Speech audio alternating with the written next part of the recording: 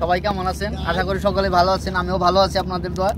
আমরা কিন্তু চলে আসছি আজকে নতুন এক জিনিস দেখার জন্য, নদীর এক নতুন বিষয়।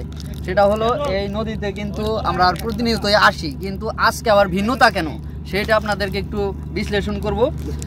আজকে এই শুক্রবারে আমরা এসেছি এই নদীতে, কারণ হলো শুনেছি যে নদীতে নতুন জোয়ার এসে পানি এসেছে, আর এই নবযৌবন নদীর সেটা উপভোগ করার জন্য কিন্তু আমরা আসছি। এর আগে যে দেখাইছি নদীতে কিন্তু এত পানি ছিল না, কিন্তু আজকে কিন্তু নদীর অনেক পানি জোয়ারে কিন্তু ভরে গেছে। দেখতে পাচ্ছেন যে অনেক ঢেউ, এই যে পার কিন্তু নদীর তীর কিন্তু ভেঙেও যাচ্ছে অনেক।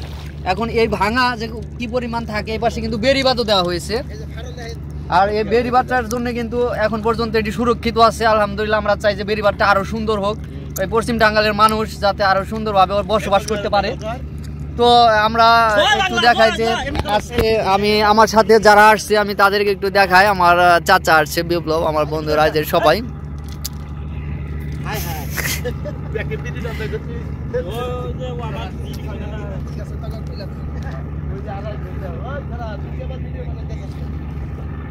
তো অনেক ভালো লাগতেছে কিন্তু, আর দারুণ এক পরিবেশ।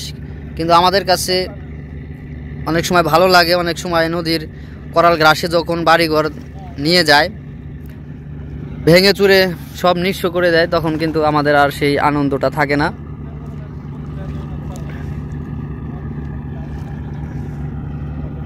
পানিতে প্রচুর কিন্তু ঘোলা মনে হচ্ছে, বালি।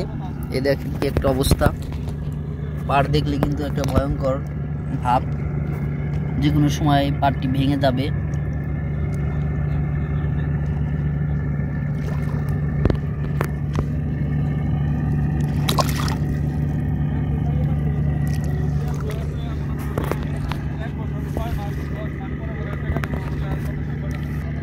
আমি এই যে আজকে যে নদীর পাড়ে এসেছি, আমার বন্ধু অনেক দূর থেকে এসেছে, শুধু ঢাকা থেকে চলে এসেছে আমার বন্ধু হোসেন। এখন আমি হোসেনের কাছে যাব তার অনুভূতি জানার জন্য। হোসেন, তুমি কেমন আছো? আলহামদুলিল্লাহ, আপনাদের দোয়ায় আমি অনেক ভালো আছি। আসলে আমাদের বন্ধু কন্টেন্ট ক্রিয়েটার, বেশ কিছুদিন ধরেই, প্রায় 2 বছর ধরে এভাবে প্রকৃতিটা আপনাদের দেখার সুযোগ করে দেয়। সেরকম আজকেও আমরা চলে আসছি বন্ধুরা সবাই মিলে। আমাদের বন্ধু আলামিন, সেও প্রকৃতিকে অনেক ভালোবাসে, যার কারণেই সে মাঝে মাঝে ছুটে আসে। বিশেষ করে নদীর পাড়ে তার বেশি পছন্দ, কারণ নদীর পাড়ে মানুষগুলো বেশি অবহেলিত। সেই অবহেলিত জায়গাটা সে ফুটিয়ে তুলতে চায় তার ফেসবুক প্রোফাইলে বা অন্যান্য সোশ্যাল মিডিয়াতে।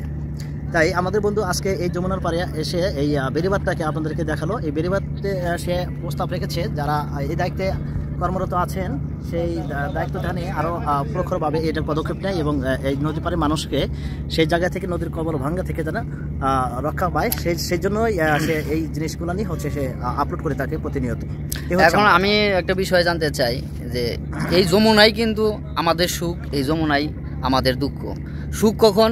যখন এই এলাকার মানুষ এই যমুনার তীরে ভেসে মাছ ধরে তার জীবিকা নির্বাহ করে, তখন কিন্তু আমাদের সেটা সুখ হিসেবে পরিগণিত হয়। অনেক মানুষ, হাজার হাজার মানুষ কিন্তু এই পেশার সাথে জড়িত।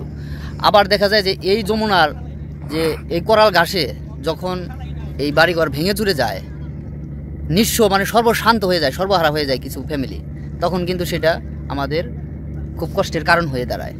তো সেই বিষয়ে তুমি কি বলবা যে আমাদের এই বেড়িবাঁধটা আসলেই অনেক সুন্দর হওয়া উচিত? আমাদের সবার পক্ষ থেকে, চরবাসীর পক্ষ থেকে আমাদের একটা দাবি যে আমরা যেহেতু যারা ঢাকা থাকি বা দূর দূরান্ত থেকে থাকি, আমরা এখানে আসি একটু মনকে এনজয় করতে। হ্যাঁ, সেই এনজয়ের জায়গা থেকে আসলে আমরা নদীর পাড় পৌঁছাইতে আমাদের অনেক কষ্ট করে এখানে আসতে হয়। সেই জন্য আমরা সরকারের কাছে আমরা দাবি জানাবো, এই নদীর পাড়ে আসতে যে রাস্তাটা, সেটা যদি সুন্দরভাবে, সেটা কিন্তু ভালো একটি পদক্ষেপ বলছো, আবেদন। আমরা আসলাম আজকেও, কিন্তু এই নদীটা রাস্তাটা কিন্তু আসলে খুবই বেহাল দশা। তো এই পর্যন্ত এটা একটি পর্যটন কেন্দ্র হিসেবে কিন্তু পরিগণিত হতে পারে যদি সেটাই সরকার, কারণ এদিকে কিন্তু বিকেলবেলায় এই নদীটার যে তীরে কিন্তু অনেক মানুষ কিন্তু এদিকে আসে ঘোরার জন্য। এটি হলো কাজী বাজার থেকে পশ্চিম পাশে। হ্যাঁ, অ্যাড করবো যে এই রাস্তাটা তৈরির পাশাপাশি এখানে একটা উদ্দেশ্য নিয়ে এই রাস্তাটা করা উচিত। যেহেতু আমরা সবাই এখানে আসবো, আপনারাও আসবেন, এখানে বেড়িবাঁধটা আর একটু স্ট্রং করবেন, এবং সেই সাথে এখানে যাতে একটা রিসোর্টের মতো তৈরি করেন, সেই দাবিটা আমাদের সবারই দাবি। এটা যদি হয়, পশ্চিম টাঙ্গাইলের আরো উন্নতি হবে এবং মানুষ আসলে আরো একটা জায়গা এখানে খুঁজে পাবে। জি জি, ধন্যবাদ তোমাকে, অসংখ্য ধন্যবাদ। ওকে বন্ধু, থ্যাংক ইউ। তো বন্ধুরা, এই ছিল আজকে আমার সর্বশেষ এপিসোড, এবং আপনাদের সাথে কথা বলা দেখানোর চেষ্টা করলাম আপনাদেরকে যে এই নদীর ভাঙন কিন্তু অলরেডি কিছু কিছু শুরু হয়ে গেছে। এখন এই বেড়িবাঁধটি এবছর আবার বেশি পানি আসলে থাকবে কিনা সেটাও কিন্তু সন্দেহ, কারণ এটি পার্মানেন্ট কিন্তু একটি বেড়িবাঁধ না।